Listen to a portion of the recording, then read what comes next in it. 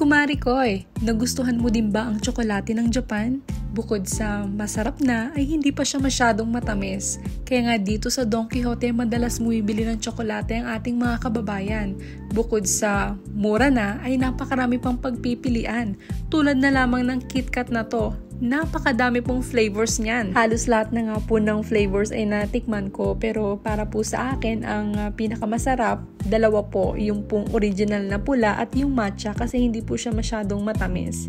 At meron din po silang mga tinda na hindi nyo po mabibili sa ibang bansa kundi dito lang sa Japan, katulad po niyan. Yung iba kasing paninda nila ay galing pa po sa iba't ibang probinsya ng Japan, para po katulad po sa atin, kung taga Maynila po tayo, may matitikman po tayo na durian candy nang galing naman po sa Davao. So ganon din po dito. At ang sasarap din ng kanilang mga biscuit dito, iba't ibang klaseng flavors din. Syempre nangunguna dyan yung chocolate, white chocolate, strawberry, at ang kanilang syempre matcha, green tea, yan. Ang dami po talagang flavor. So, hindi ko na po maisa-isa kung ano yon.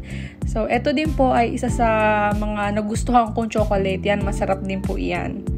At eto namang 1 kilong chocolate na to nagkakalaga ng 1,480 or nasa 600 pesos po sa pera natin. Kaya kung pupunta po kayo ng Japan, huwag niyong kakalimutang mamili or magpasalubong ng kanilang mga tsokolate.